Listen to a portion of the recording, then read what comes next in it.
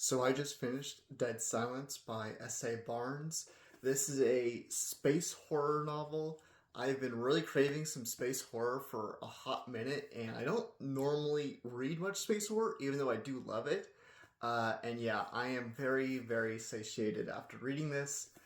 It kind of goes to a classic trope of people working on the grind for a giant mega corporation, and Claire and her team they're almost there. They're just almost done at this multi-year job. Then they get to go home. But she kind of doesn't really want to go to Earth and live out an office job and just kind of like this middling, sad life and whatnot. She has a lot of her own trauma and stuff like that. And then they get Distress Beacon, and they go to it, and it turns out it's the Aurora, which is a luxury spaceship that went missing 20 years ago, like 6 months or whatever after it set sail or whatever I guess launched is probably the better, is the more accurate term. And they're like, you know what, if we stake a claim in this, and we can prove that we found this ship, we can make a lot of money. And so, they go try and see if they can do that. But things turn out pretty bad, and they start uncovering what actually happened to all these people and whatnot. That's pretty much all you need to know, because there's a lot of revelations and things like that. I think in some ways the book can be a little predictable, but that's not a bad thing. I don't think predictability is always necessarily a bad thing, because everything in this book is so good.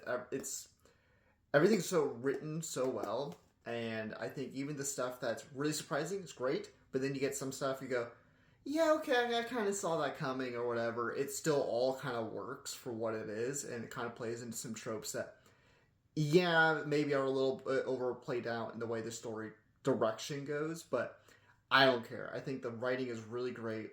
I think the story is really good, but I think it's mostly the characters. Like, I really loved these characters.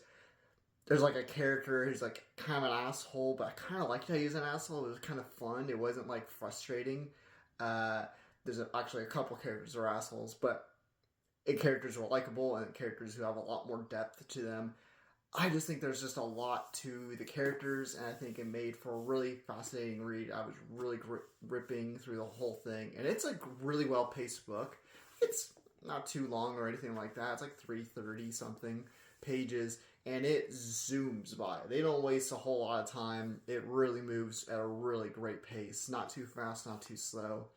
And they do a good job of kind of drip feeding you some of the answers and whatnot too. So yeah, I thought this was super fun. I know a lot of people really love this book. I've seen it quite a bit on TikTok, and yeah, people were right. This meets the hype. This was really great. I need to read more of S.A. Barnes, because I know all she writes are space horror novels, and I will absolutely be there to read more of her work. Hopefully sometime this year I can get through her other 2 books.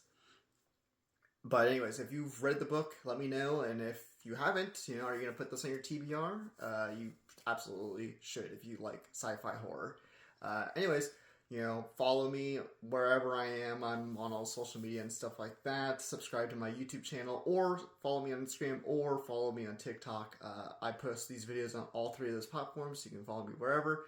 I have a second book that I will be giving details out, hopefully within the year.